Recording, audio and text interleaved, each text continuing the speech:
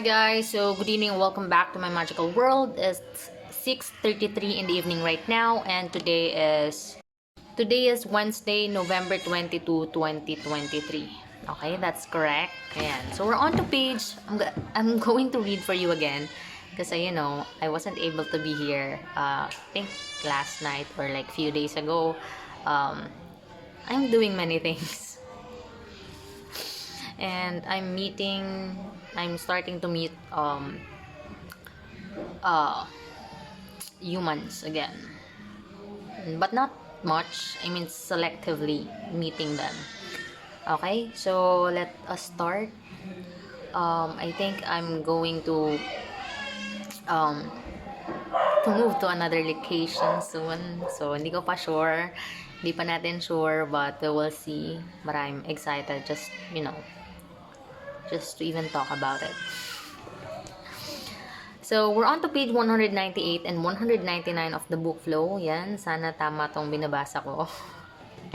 Kasi, I don't know if I read this part already. We have a subtopic here. Listen to me, listen up, and just focus. Focus on my reading, okay? So, it's entitled Coping with Stress. So when a man knows he is to be hanged in a fortnight, it concentrates his mind wonderfully. Remarks Samuel Johnson in a saying whose truth applies to the cases just presented.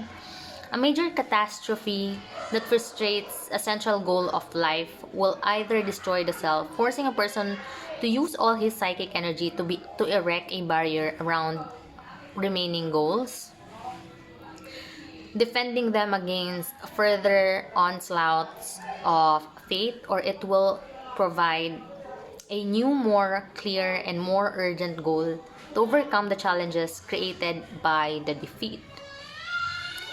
If the second road is the tragedy, okay, may meeting ako. I'll continue it later. So, later na lang guys, ha? I will see you again. Hi guys, so we're going to continue again, like different date na ngayon. I have been busy for the past few weeks. Siguro 1 week akong wala dito sa YouTube. Okay? So wait lang ah. Wait lang guys, ang daming kailangan gawin. Okay. So it's 3:37 in the afternoon and today is November 29, 2023 and it's Wednesday. So iko-continue lang natin yung the past reading that I wasn't able that I wasn't able to finish for you. Okay? So, wala lang. Alam niyo ba guys? Like kanina. Today guys, nag-view yung ano ko. Wag na, ayoko na magsalita. Basta guys, ayoko na magkwento dito kasi some of my friends are here. Okay, let's continue. So, again, 198 and 199 of the book flow. We're just finishing these these pages. Okay? So, if the second road is taken, the tragedy is not necessarily a detriment to the quality of life. Indeed, as in the cases of Lucio, Paula, and innumerable others like them, what objectively seems a devastating event may come to enrich the victims' lives in new and unexpected ways. Even the loss of one of the most basic human faculties, like that of sight, does not mean that a person's consciousness need become impoverished. The opposite is often what happens, but what makes the difference? How does it come about that the same blow will destroy one person while another will transform it into inner order? So, how are you guys? Sana okay lang kayo kasi ako medyo bad trip ako. Like, there are good things that is happening, but sometimes it is simultaneously there are things that makes me bad trip, but I really don't tell people about that. So sige lang guys, pag to na-accumulate, you'll never see me again. So ayan, continue. There are some stresses that is come and go sa akin lately, but it's not really, alam mo yun, hindi naman talaga siya relevant. Hindi ko deserve ma-stress ng ganun, but nasa stress ako ng hindi naman dapat. So I don't think this location is good for me, like, honestly. So I don't know. Okay. Kita mo, I'm lost. Wait lang, guys, ha. Wala ako, wait lang. Psychologists usually study the answers to such questions under the heading of coping with stress. It is obvious that certain events cause more psychological strain than others. For example, the death of a spouse is several orders of magnitude more stressful than taking out a mortgage on a house, which in turn causes more strain than being given a traffic ticket.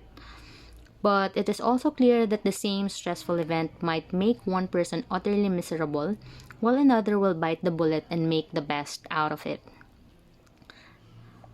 This difference is how a person responds to stressful events that has been called coping ability or coping style. So, ano pala to sa akin, no? Napapanahon siya. Coping with stress pala yung subtitle natin. So, subtopic. So, sakit guys ng puso ko kasi parang kagabi, hindi ko alam, like, namali ata ako ng tulog. Tapos parang, may memory sa, I don't know, may memory sa, in my head, that just makes my heart, beat so fast. Tapos, when I'm trying to remember it, like right now, hindi ko maalala kung ano yung scenario na yun, or, yun nga. So, basta I remember my heart is beating so loud, like last night. So, ayun. Sabi ko lang. Out of the blue. Ano ba yan? So, in trying to sort out what accounts for a person's ability to cope with stress, it is useful to distinguish 3 different kinds of resources.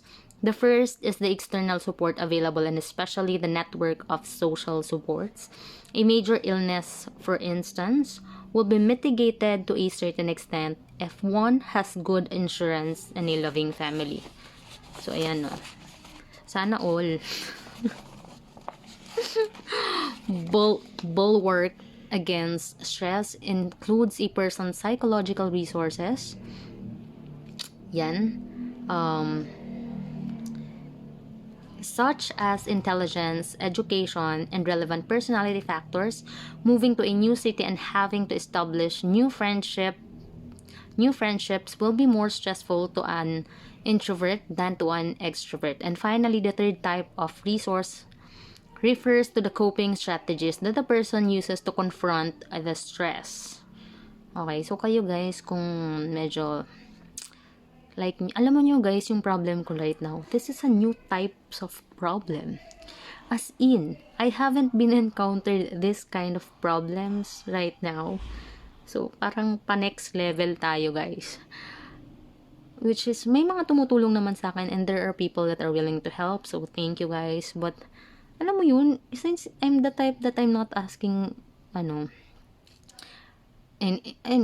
not asking for help.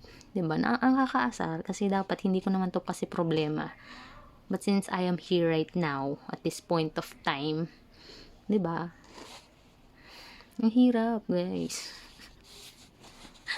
Naasar na ako, parang ilang buwan na akong ganito. Handling, other people's shit. Resolving, their shit. So, of these 3 factors, the third one is one of the most relevant to our purposes.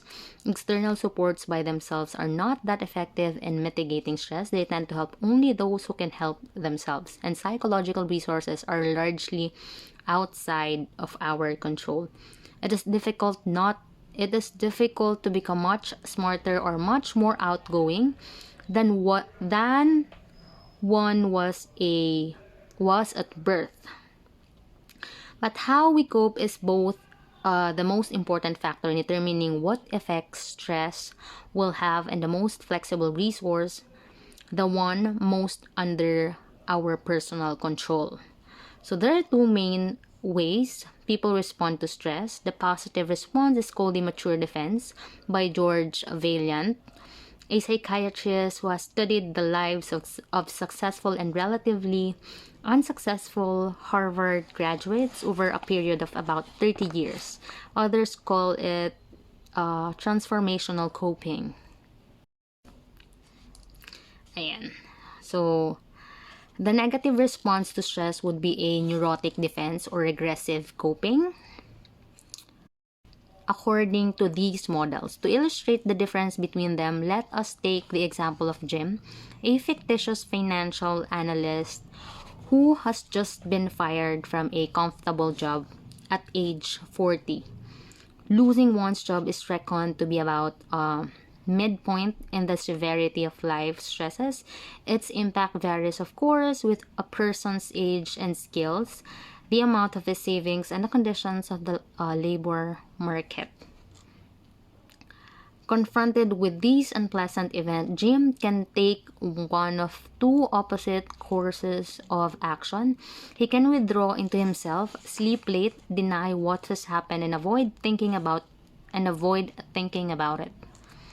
He can also discharge his frustration by turning against his family and friends, or disguise it by starting to drink more than usual. All this would be examples of regressive coping or immature defenses. Or Jim can keep his cool by suppressing temporarily his feelings of anger and fear, analyzing the problem logically and reassessing his priorities. Afterward, he might redefine what the problem is so that he can solve it more easily, for instance, by deciding to move to a place where his skills are more in demand, or by retraining himself and acquiring the skills for a new job. If he takes these courses, he would be using mature defenses or transformational coping. Few people rely on only one or the other strategy exclusively. It is more likely that Jim would get drunk the first night, have a fight with his wife, who had been telling him for years that his job was lousy, and then dali lang. And then the following morning or the week after that, he would simmer down and start figuring out what to do next. So, let's cut it there. Ayan. So, finally, ma-upload na natin yung nakabinbin kong video yung isa. This is the continuation. Thank you guys for listening, and thank you for helping me make this world a better place for all of us and for the future generation. So,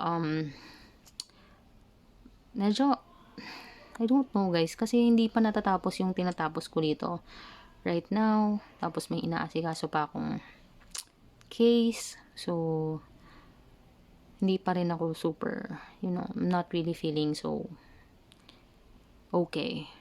I'm okay, but not so much. Basta ganun guys. So, intindihin nyo na lang if I am not here. I'm fixing a lot of things. So, please pray for me kasi yun lang naman magagawa natin as of now. So, yan. I will see you again. Kailan ba? Mamaya, bukas, I don't know. I'll try my best, guys. So, ingat and stay healthy. Bye.